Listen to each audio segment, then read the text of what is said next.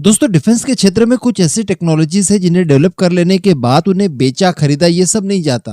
यानी ये टेक्नोलॉजीज व्यापार के लिए नहीं डेवलप की जाती, ये आपके पर्सनल उपयोग के लिए होती है। यहाँ तक कि ये टेक्नोलॉजीज इतनी ज़्यादा क्रिटिकल होती है कि आप अपने सबसे खास सहयोगियों को भी इसे प्रदान नहीं करते।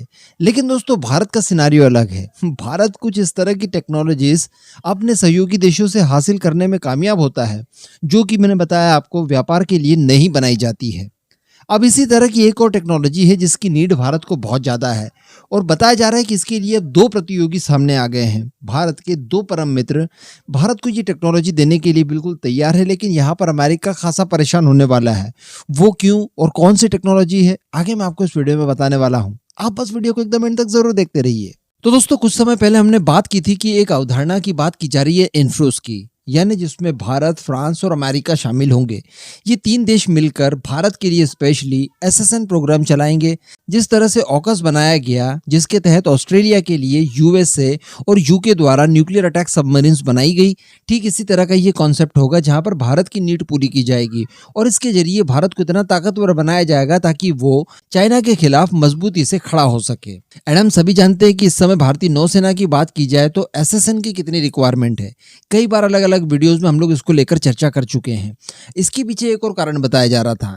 ये जो इन्फ्लूस की अवधारणा रखी गई जिसमें अमेरिका फ्रांस को लेकर भारत के लिए सबमरीन्स बनाएगा, इसके लिए जल्दबाजी इसलिए भी अमेरिका करना चाहता है क्योंकि अमेरिका से पहले भारत ने इस टेक्नोलॉजी की डिमांड की थी, लेकिन अमेरिका ने यह कहकर इनकार कर दिया था भारत को कि ये टेक्नोलॉजी हमने हमारे सबसे बड़े सहयोगी यानी यूके को भी नहीं दी, तो भला आपको कैसे दे दें। और बात भी सही है, लेकिन उनको लगा कि जिस हिसाब से फ्रांस के साथ भारत रिलेशनशिप बढ़ा रहा है, हो सकता है कि फ्रांस बीच में दे दे। वैसे ही फ्रांस खासा परेशान है। बिलियंस ऑफ डॉलर्स की डील जो ऑस्ट्रेलिया वाली थी वो अमेरिका और यूके ने उससे छीन ली, तो फ्रांस वैसे ही काफ़ी नाराज़ था। तो वो अपनी भरपाई करने के लिए भारत को ये ऑफर कर सकता था। तो भारत फ्रांस मिलकर ये एसएसएन बना लेते तो अमेरिका का पत्ता कट था। इसके अलावा रशिया जो कि अभी तक हमें ये टेक्नोलॉजी नहीं दे रहा था, लेकिन अभी चूंकि उसकी ऐसी परिस्थितियां जनरेट हो गई है, वो इतना मजबूर हो गया है कि भारत को शायद ये टेक्नोलॉजी दे दे, तब भी अमेरिका को बीच में कुछ नहीं मिलेगा। इसलिए अमेरिका ने सोचा कि यार इन्फ्लुएंस बना दिया जाए जिससे कि हमें भी बीच में कुछ मिल जाए। और भारत के ऊपर जो इन्फ्लुएंस की बात है, जो ये टेक्नोलॉजी दे देने के बाद आएगा, वो अलग, उसको एंजॉय करते रहेंगे कई सालों तक। लेकिन दोस्तों इसी बीच खबर निकल कर आई है कि फ्रांस और रशिया दोनों चाहते हैं कि भारत के परमाणु पनडुब्बियों के कार्यक्रम को लेकर भारत की टेक्निकली मदद की जाए, भारत को टेक्नोलॉजी सौंपी जाए ताकि भारत खुद के बूते एसएसएन और एसएसबीएन दोनों का ही निर्माण कर सके। उसके लिए आपको थोड़ा सा फ्लैशबैक में जाना पड़ेगा।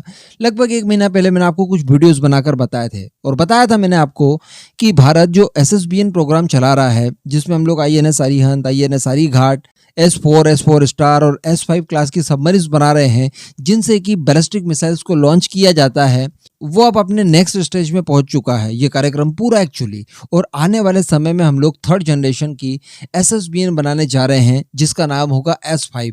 ये काफ़ी भारी भरकम सबमरीन होगी जो इस समय ऑपरेशनल हमारे पास परमाणु सबमरीन है यानी आईएनएस अरिहंत, इससे लगभग 2 गुनी साइज की होगी, 2 गुना इसका डिस्प्लेसमेंट वेट भी होगा, ताकि इस सबमरीन के जरिए हम लोग हमारी K5 और K6 जैसी भारी भरकम anti continental ballistic missiles launch कर पाएं।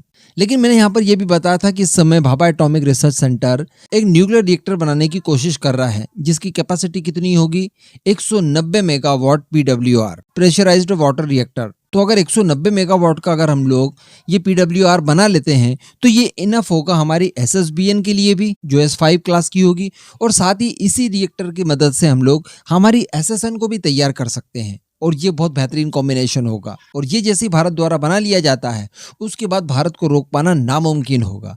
अभी मैंने आपको उसी वीडियो में ये भी बताया था कि इसका एक अपस्केल मॉडल बनाया गया है और जिसको लेकर इस समय ग्राउंड टेस्टिंग वगैरह की जा रही है। लेकिन इसी बीच खबर निकल कर आती है कि फ्रांस और रशिया दोनों ही इस मामले में भारत को मदद करना चाहते हैं। तो वो भी आप जान लीजिए कि एक्चुअली वो किस तरह से मदद करने की पेशकश भारत को कर रहे हैं। तो दरअसल फ्रांस की अगर पहले बात की जाए तो फ्रांस भारत को ये न्यूक्लियर रिएक्टर बनाने के लिए टेक्निक नहीं देना चाहता और इसके लिए उसने ऑफर किया भी नहीं है फिलहाल। लेकिन वो चाहता है कि इन सबमरीन्स को बनाने के लिए जो नेक्स्ट जनरेशन वाला पंप जेट प्रोपल्शन सिस्टम होगा जो कि पुराने कन्वेंशनल सिस्टम्स की तुलना में काफ़ी ज़्यादा एडवांस होता है। इसका रिएक्शन टाइम काफ़ी क्विकली होता है और काफ़ी कम साउंड क्रिएट करता है, जिस वजह से आपकी जो सबमरीन है वो स्टेल्थ बनी रहती है, दुश्मनों के पकड़ में नहीं आती। तो उसकी टेक्नोलॉजी भारत को देने के लिए तैयार है, ऑफर किया गया है। इसी के साथ साथ कई सारे सेंसर्स हैं जिसमें नेविगेशन और कम्युनिकेशन सेंसर शामिल है, ये भी भारत को देना चाहता है, जो कि पनडुब्बी और कमांड के बीच में लिंक डेवलप करते हैं। तो ये सेंसर्स देने के लिए उसने ऑफर किया है। वहीं अगर बात की जाए रशिया की, जो कि हमारा परम मित्र है और भारत को किसी भी तरह की टेक्नोलॉजी देने में हानाकारी नहीं करता, उसने भारत को सीधे सीधे न्यूक्लियर रिएक्टर बनाने के लिए टेक्नोलॉजी का ऑफर किया है। वैसे मैं आपको बता दूं कि रशिया वही देश है जिसने भारत की जब INS अरिहंत बन रही थी, इसके लिए भी टेक्निकली मदद दी थी। यानी भारत जहां पर भी अटक रहा था वहां पर भारत ने रशियन साइंटिस्ट से सलाह ली थी और उसी सलाह के आधार पर फिर भारतीय साइंटिस्ट ने अपना काम किया और फाइनली अपनी पहली न्यूक्लियर सबमरीन को तैयार किया, जिसका नाम है INS अरिहंत। इनकी अगर बात की जाए तो इनके अंदर जो न्यूक्लियर रिएक्टर इस्तेमाल किया गया है उसकी क्षमता लगभग 80 मेगावाट PWR लगभग है। तो यहाँ तक बनाना ज़्यादा कोई समस्या वाली बात नहीं थी, लेकिन 190 सीधे डबल आप अगर जाना चाहते हैं तो डेफिनेटली आपको टेक्नोलॉजी की आवश्यकता होगी। और अगर टेक्नोलॉजी हम लोग कहीं से एक्वायर नहीं करते तो फिर डेवलप करने में थोड़ा सा समय इसमें लग सकता है। तो इसी वजह से दोनों देशों ने भारत को ऑफर दिया है। अगर ये ऑफर भारत स्वीकार कर लेता है तो यकीन मानिए फिर उसके बाद भारत के पास ऐसी कोई टेक्नोलॉजी नहीं रह जाएगी जो हमें विदेशों से लेनी होगी या फिर जिसे डेवलप करने में सालों साल लग रहे हैं, क्योंकि बाकी सब कुछ हम लोग तैयार कर चुके हैं। बस अब एक ये इंजन की टेक्नोलॉजी, जो जेट इंजन की बात की जाती है वो, और एक SSN की टेक्नोलॉजी, ये दो ही रिक्वायर्ड है, जिसमें से इंजन की टेक्नोलॉजी की ज़्यादा प्रॉब्लम है नहीं। उसके लिए हमारे पास कई सारे ऑप्शन हैं, बस हमें चूज़ करना है कि किसके साथ हमें जाकर इसे डेवलप करना है। और अगर बात की जाए SSN की तो रशिया दे रहा है। हो सकता है कि रशिया का ये ऑफर देखकर अब अमेरिका की भी बत्ती जल जाए और अमेरिका ये चाहे कि रशिया दे दे, इससे पहले इन्फ्लूस को फाइनली गठित करके भारत को ये टेक्नोलॉजी सौंप दी जाए। तो कहने का मतलब हर हाल में फायदा भारत का है। अब यहाँ पर गेंद भारत के पाले में है और भारत ने इसे एक्वायर करने के लिए बिल्कुल भी देरी नहीं करनी चाहिए, मेरे हिसाब से एटलीस्ट। इस पूरे मुद्दे पर अब आपका क्या मानना है, नीचे कमेंट करके जरूर बताइएगा।